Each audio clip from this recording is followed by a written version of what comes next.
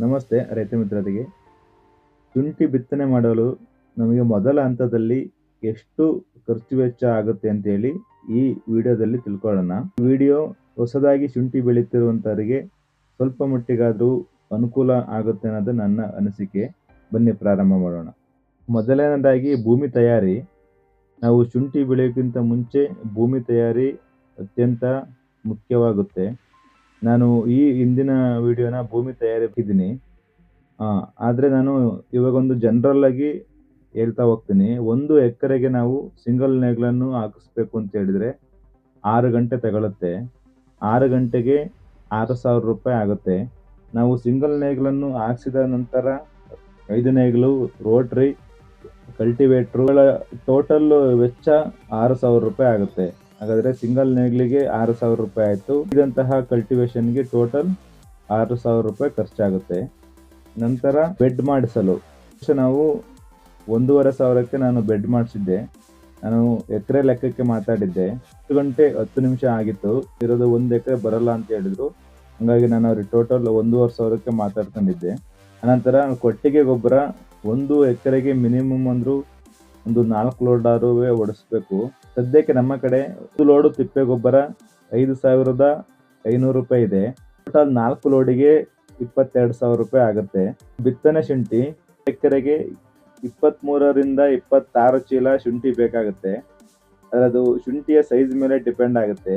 ಬೀಜದ ಶುಂಠಿಯ ದರ ನೋಡ್ಲಿಕ್ಕೆ ಹೋದ್ರೆ 2,200 ರೂಪಾಯಿ ಇದೆ. ಅದು ಮ್ಯಾಕ್ಸಿಮಮ್ ರೇಟ್ ಹಾಕೊಂಡಿದ್ದೀನಿ. ನಮಗೊಂದು 26 ಚೀಲ ಬೇಕು ಅಂತ ಹೇಳಿದ್ರೆ 57,200 ರೂಪಾಯಿ ನಮಗೆ ಬಿತ್ತನೆ ಶುಂಠಿಗೆ ಆಗುತ್ತೆ.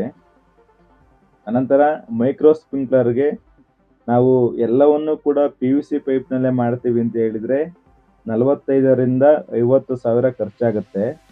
ಇಲ್ಲಾಂದರೆ ನಾವು ಡ್ರಿಪ್ ಸ್ಪ್ರಿಂಕ್ಲರ್ ಮಾಡ್ತೀವಿ ಅನ್ನೋದಾದರೆ ನಾನು ಈ ವರ್ಷ ಅದೇ ರೀತಿ ಮಾಡಿದ್ದೆ. ತುಂಬ ಕಡಿಮೆ ಖರ್ಚು ಬಂದಿತ್ತು. ISI ಮಾರ್ಕ್ ಇರೋಂತಹ ಡ್ರಿಪ್ ಪೈಪ್ ಹಾಕಿ ಮೇಲ್ಗಡೆ ನಾವು PVC ಜೆಟ್ಗಳನ್ನು ಅಳವಡಿಕೆ ಮಾಡಿದರೆ ಕೇವಲ 18,000ದಿಂದ 25,000 ನಮಗದು ಖರ್ಚಾಗುತ್ತೆ. ನೋಡಿ, ನಿಮ್ಮ ಆಯ್ಕೆ. ನನ್ನ ಪ್ರಕಾರ PVC ಪೈಪ್ಗಳಿಗಿಂತ ಡ್ರಿಪ್ ಸ್ಪ್ರಿಂಕ್ಲರ್ಗಳನ್ನ ಅಳವಡಿಕೆ ಮಾಡಿದರೆ ಸ್ವಲ್ಪ ಕಡಿಮೆ ವೆಚ್ಚ ಆಗುತ್ತೆ.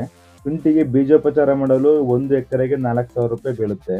ಶುಂಠಿ ನಾಟಿ ಮಾಡಲು ಎಕರೆಗೆ ಈಗ ಸದ್ಯದಲ್ಲಿ ನಮ್ಮ ಭಾಗದಲ್ಲಿ 22,000 ರೂಪಾಯಿ ತಗೋತಾ ಇದ್ದಾರೆ. ಅಂದರೆ ಅವರೇ ಬೆಡ್ ಮಾಡೋದು, ಅದಕ್ಕೆ ಗುಣಿ ಗೊಬ್ಬರ ಹಾಕೋದು ಎಲ್ಲವನ್ನು ಸಂಪೂರ್ಣವಾಗಿ ಅವರೇ ವಹಿಸ್ಕೋತಾರೆ. 22,000 ರೂಪಾಯಿ ಆಗುತ್ತೆ.